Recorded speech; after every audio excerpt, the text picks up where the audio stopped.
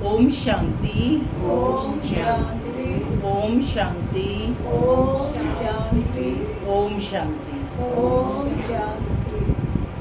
आज 12 अगस्त 2025 प्रातः मुरली।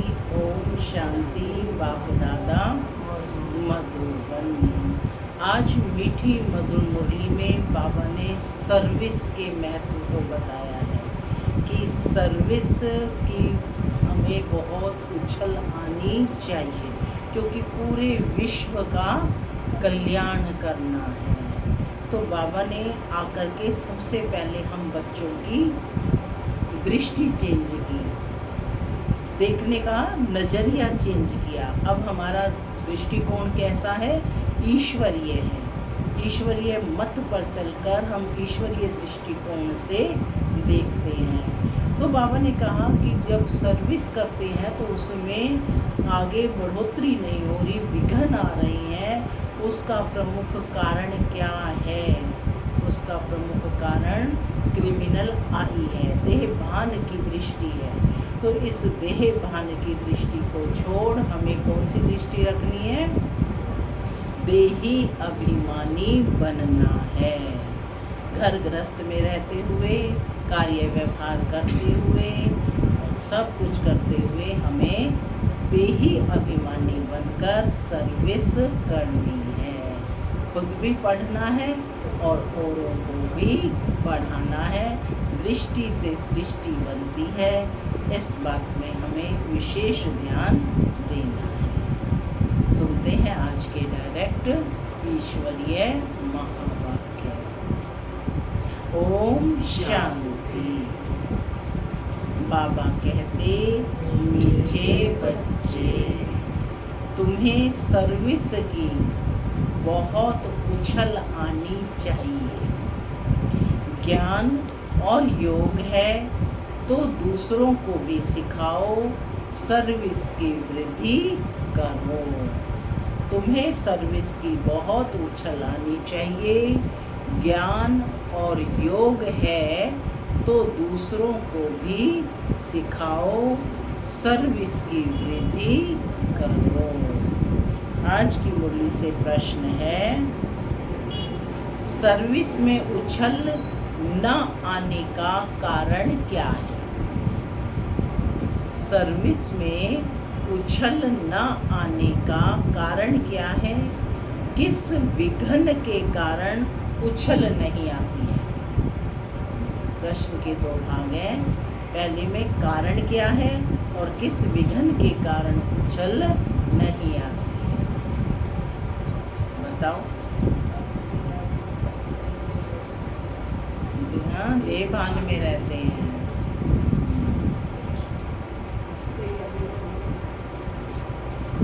दृष्टि चेंज करनी है। ठीक है, सुनते हैं बाबा का उत्तर। बाबा कहते, सबसे बड़ा विघ्न है क्रिमिनल आई। यह बीमारी सर्विस में उछलने नहीं देती है। यह बहुत कड़ी बीमारी है। अगर क्रिमिनल आई ठंडी नहीं हुई, गृहस्थ व्यवहार में दोनों पहिए ठीक नहीं चलते, तो गृहस्थी का बोझ हो जाता है। फिर हल्के हो सर्विस में उछल नहीं सकते।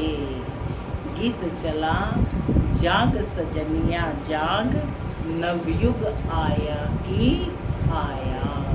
ओम शांति। माना मैं शांत स्वरूप आत्मा हूँ, शांति मेरा स्वधर्म है। बाबा कहते, मीठे बच्चे अब घर वापस जाना है। ओम शांति। बाबा कहते, मीठे मीठे बच्चों ने ये गीत सुना। कौन सा गीत सुना? जाग सजनिया जाग, नवयुग यानी सतयुग आया कि आया। ऐसे ऐसे दो चार अच्छे गीत हैं, वह सभी के पास होने चाहिए या टेप में भरने चाहिए। अब यह तो गीत मनुष्यों का बनाया हुआ कहेंगे, ड्रामानुसार टच किया हुआ है, जो फिर बच्चों को काम आ जाता है। ऐसे ऐसे गीत बच्चों को सुनने से नशा चढ़ता है। बच्चों को तो नशा चढ़ा रहना चाहिए कि अभी हम नई राजाई स्थापन कर रहे हैं, रावण से ले रहे हैं। जैसे कोई लड़ते हैं तो ख्याल रहता है ना, इनकी राजाई हप कर लेंगे, इनका गांव हम अपने हाथ करें। अब वह सब हद के लिए लड़ते हैं। तुम बच्चों की लड़ाई है माया से, जिसका सिवाय तुम ब्राह्मणों के और कोई को पता नहीं है। तुम जानते हो हमको इस विश्व पर गुप्त रीति राज्य करना है अथवा बाप से वर्षा लेना है। इसको वास्तव में लड़ाई भी नहीं कहेंगे। ड्रामा अनुसार तुम जो सतो प्रधान से तमो प्रधान बने हो, सो फिर सतो प्रधान बनना है। तुम अपने जन्मों को नहीं जानते थे, अभी बाप ने समझाया है। और जो भी धर्म है उनको यह नॉलेज मिलने की है नहीं। बाप तुम बच्चों को ही बैठ समझाते हैं। गाया भी जाता है धर्म में ही ताकत है। भारतवासियों को यह पता नहीं है कि हमारा धर्म क्या है। तुमको बाप द्वारा पता पड़ा है कि हमारा आदि सनातन देवी देवता धर्म है। बाप आकर फिर तुमको उस धर्म में ट्रांसफर करते हैं। तुम जानते हो हमारा धर्म कितना सुख देने वाला है। तुमको कोई से लड़ाई आदि नहीं करनी है। तुमको तो अपने स्वधर्म में टिकना है और बाप को याद करना है। इसमें ही टाइम लगता है, ऐसे नहीं कि सिर्फ कहने से टिक जाते हैं। अंदर में यह स्मृति रहनी चाहिए, मैं आत्मा शांत स्वरूप हूँ। हम आत्मा अभी तमो प्रधान पतित बनी है, अभी फिर पवित्र बन हमको वापस घर जाना है। बाप से वर्षा लेने के लिए अपने को आत्मा निश्चय कर बाप को याद करना है। तुमको नशा चढ़ेगा, हम ईश्वर की संतान हैं। बाप को याद करने से ही विकर्म विनाश होते हैं। कितना सहज है। याद से हम पवित्र बन फिर शांति धाम में चले जाएंगे। दुनिया इस शांति धाम सुख धाम को भी नहीं जानती। यह बातें कोई शास्त्रों में नहीं है, ज्ञान सागर की है ही एक गीता, जिसमें सिर्फ नाम बदल दिया है। सर्व का सद्गति दाता, ज्ञान का सागर, उस परम पिता परमात्मा को कहा जाता है और कोई को ज्ञानवान कह नहीं सकते। जब वह ज्ञान दे तब तुम ज्ञानवान बनो। बच्चे भी ज्ञानवान कब बनेंगे? जब वह आकर ज्ञान दे। अभी सब हैं भक्तिवान, तुम भी थे, पहले भक्ति ही करते थे, अभी फिर ज्ञानवान बनते जा रहे हो। नंबरवार पुरुषार्थ अनुसार ज्ञान कोई में है और कोई में नहीं है, तो क्या कहेंगे? उस हिसाब से ऊंच पद पा ना सकें। बाप सर्विस के लिए कितना उछलते हैं, बच्चों में अभी वह ताकत नहीं आई है जो किसको अच्छी रीति समझाएं। ऐसी ऐसी युक्तियां रचें। आज अपनी सेल्फ चेकिंग करनी है कि क्या मैं दूसरों को समझा सकती हूँ। बाबा कितनी युक्तियाँ रोज़ मुझे बता रहे हैं, नए नए खजाने रोज़ दे रहे हैं, तो मैं कैसे दूसरों को समझाऊँ। चित्रों के आगे बैठ कर के उनको समझें, उन पर टाइम देंगे तो स्टडी खुद करनी पड़ेगी। तो बाबा कहते हैं कि अब बच्चों में अभी वह ताकत नहीं आई है जो किसको अच्छी रीति समझाए, ऐसी ऐसी युक्तियां रचें।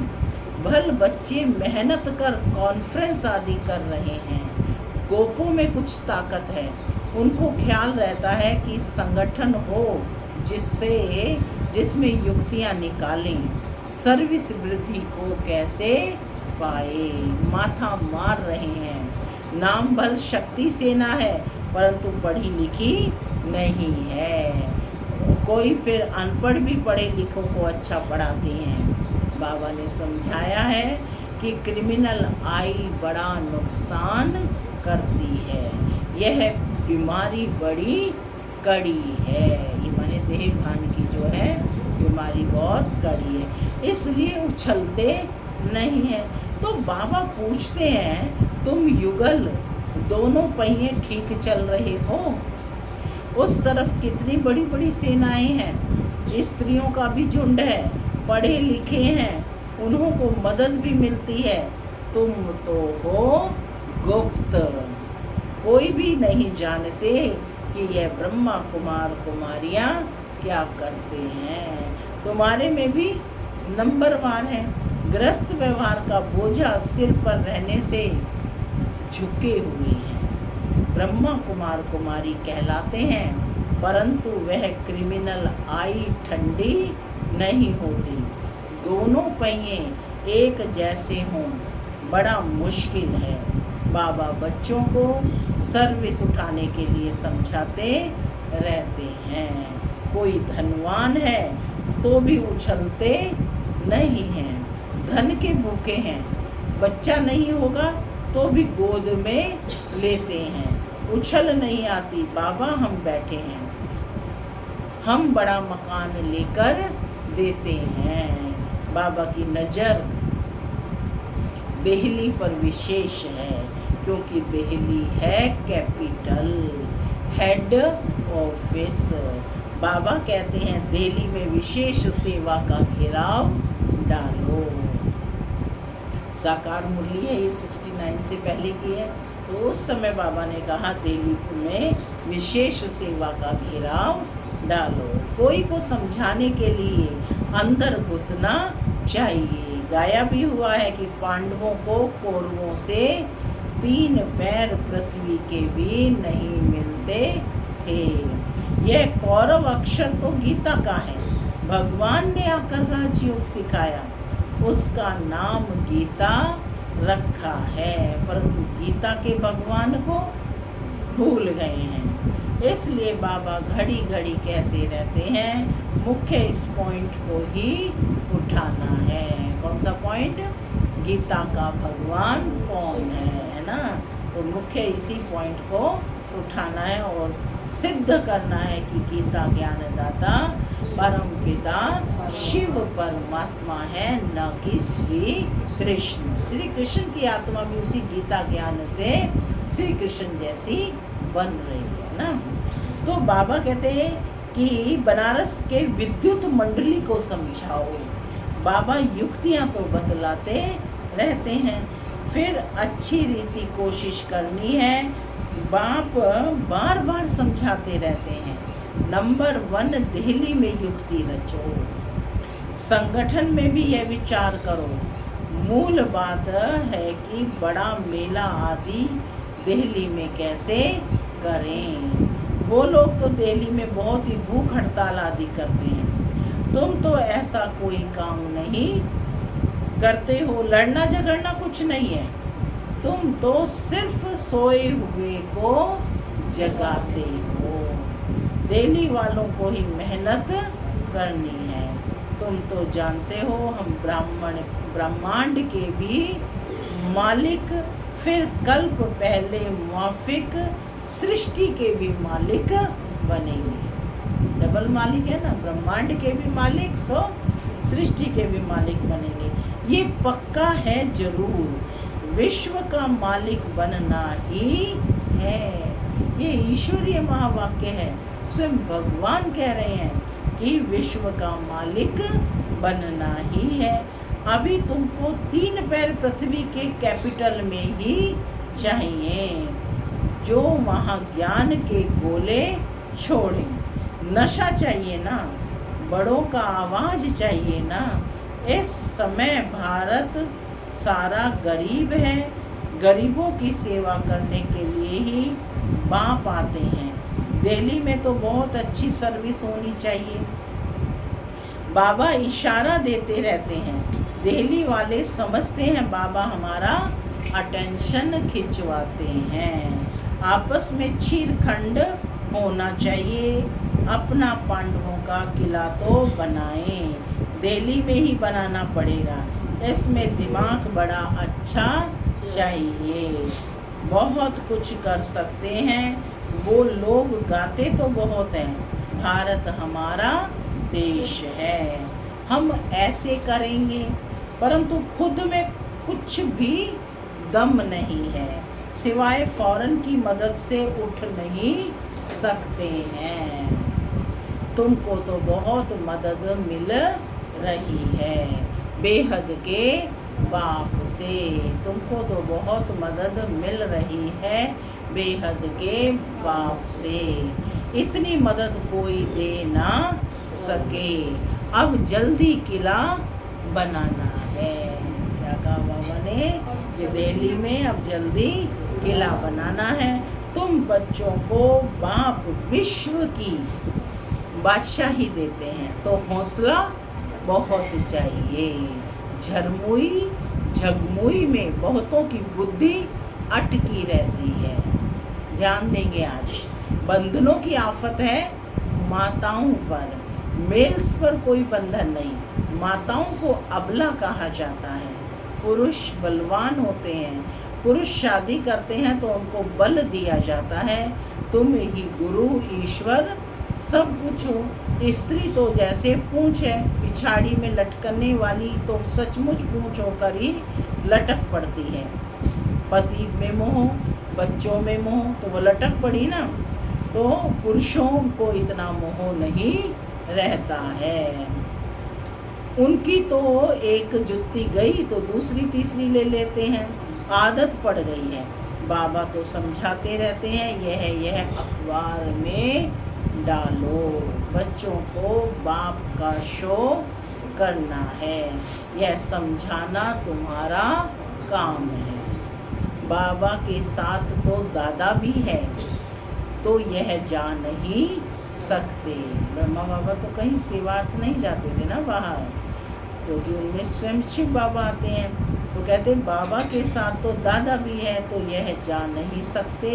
कहेंगे शिव बाबा यह बताओ, यह हमारे ऊपर आफतें आई हैं, इसमें आप राय दो। ऐसी ऐसी बातें पूछते हैं। बाप तो आए हैं पतितों को पावन बनाने। बाप कहते हैं तुम बच्चों को सब नॉलेज मिलती है। क्या कहा बाबा ने? सब बच्चों को तुम सारी मिलती है। तुम बच्चों को सब नॉलेज मिलती है। कोशिश कर आपस में मिलकर राय करो।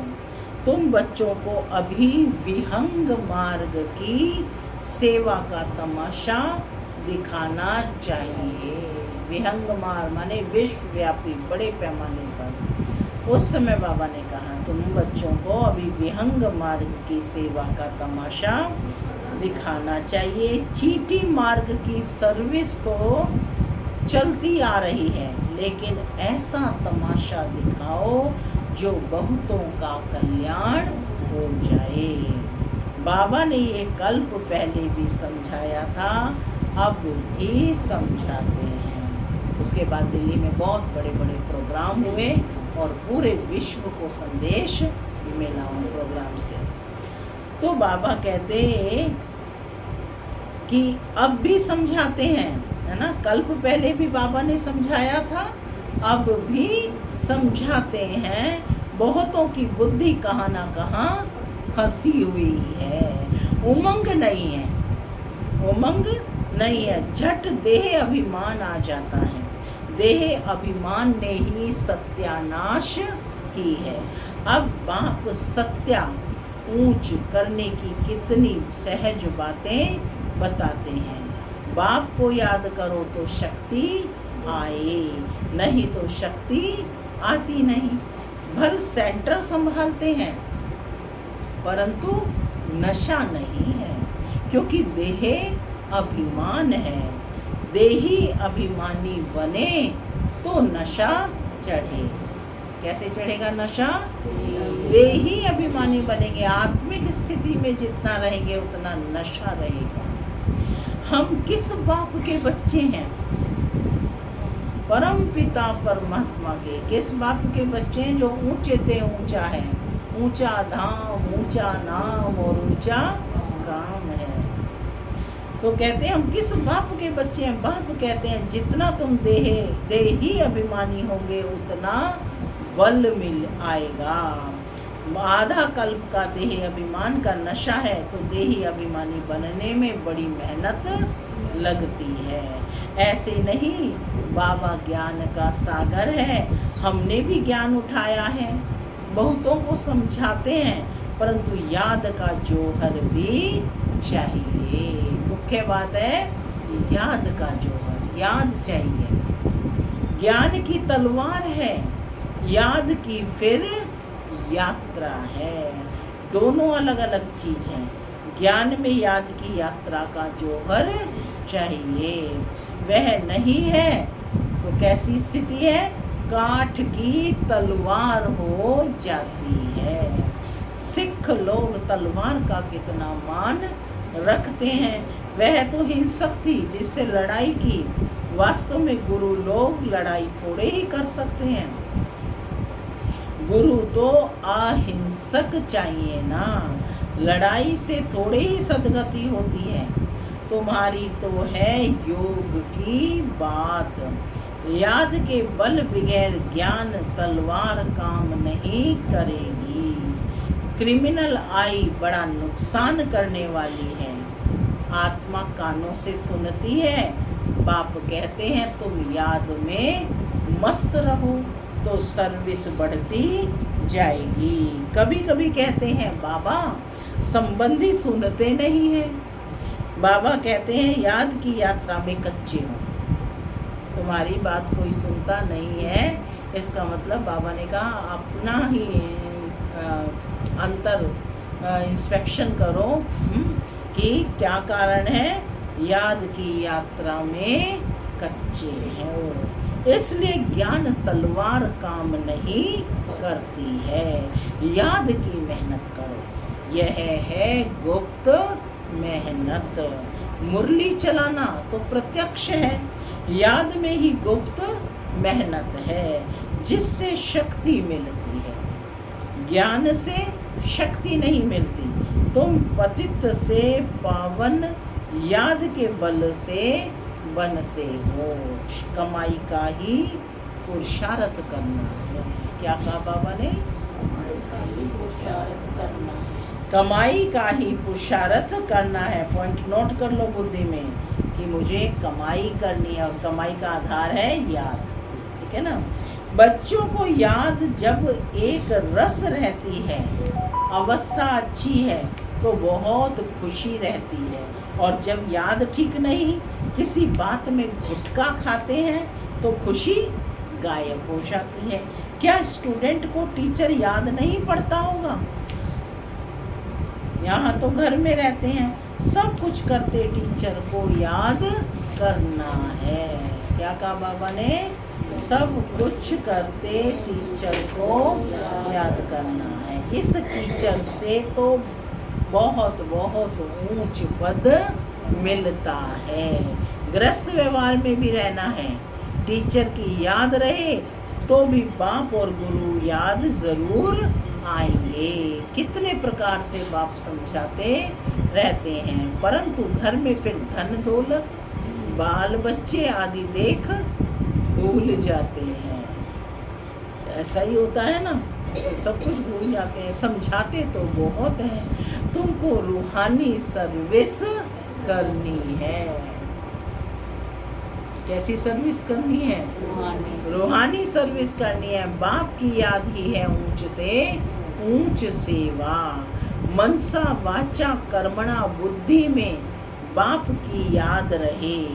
मुख से भी ज्ञान की बातें सुनाओ, किसको दुख नहीं देना है, कोई अकर्तव्य नहीं करना है। पहली बात, अलफ न समझने से और कुछ भी समझेंगे नहीं। पहले आत्मा का और परमात्मा का पाठ पक्का करना है ना। पहले बाबा को समझना है, परमात्मा को समझना है कि हम किसकी संतान हैं। पहली बात, अलफ न समझने से और कुछ भी समझेंगे नहीं। पहले अलफ पक्का कराओ, तब तक आगे बढ़ना नहीं चाहिए। शिव बाबा राजयोग सिखलाकर विश्व का मालिक बनाते हैं। इस छीछी दुनिया में माया का शो बहुत है। कितना फैशन हो गया है। छीछी दुनिया से नफरत आनी चाहिए। एक बाप को याद करने से तुम्हारे विकर्म विनाश होंगे, पवित्र बन जाएंगे। टाइम वेस्ट नहीं करो, अच्छी रीति धारणा करो। माया दुश्मन बहुतों का अकल चट कर देती है। कमांडर गफलत करते हैं तो उनको डिसमिस भी करते हैं। खुद कमांडर को भी लज्जा आती है, फिर रिजाइन भी कर देते हैं। यहाँ भी ऐसे होता है। अच्छे अच्छे कमांडर्स कभी फां हो जाते हैं। माने धारणा नहीं तो फिर क्या हो गए, नीचे गिर जाते हैं, अधोगति हो जाती है। तो बाबा कहते हैं अच्छे अच्छे कमांडर्स कभी फां हो जाते हैं।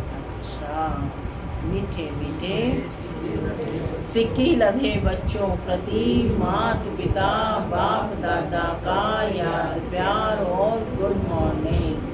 रूहानी बाप की रूहानी बच्चों को नमस्ते। हम रूहानी बच्चों की रूहानी माता पिता बाप दादा को याद प्यार गुड मॉर्निंग और नमस्ते नमस्ते। सदा रहो हंसते, बनो फरिश्ते, चलो परम धाम के रास्ते। धारणा के लिए मुख्य सार, पहला, याद की गुप्त मेहनत करनी है।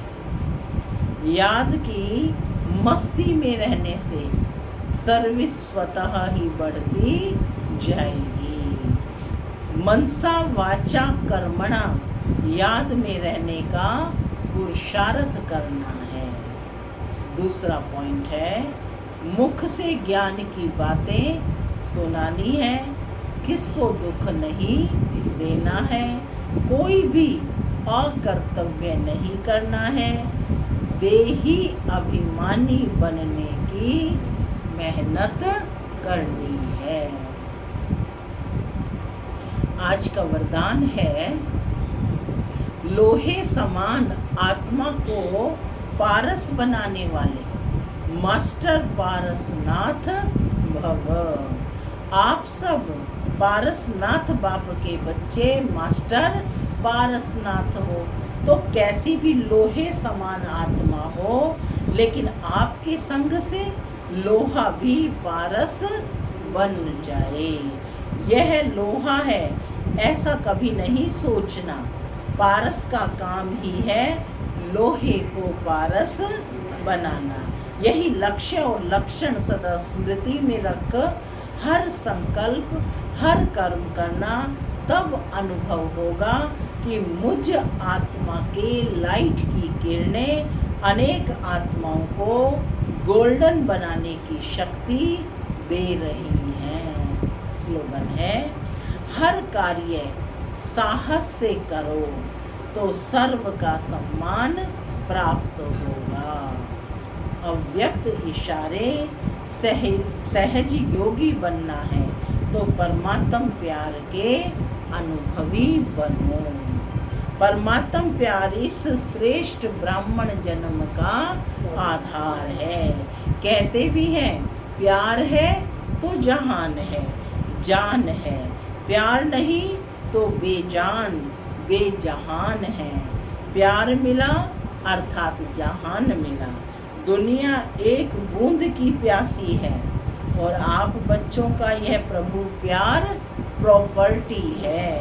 इसी प्रभु प्यार से पलते हो, अर्थात ब्राह्मण जीवन में आगे बढ़ते हो, तो सदा प्यार के सागर में लवलीन रहो।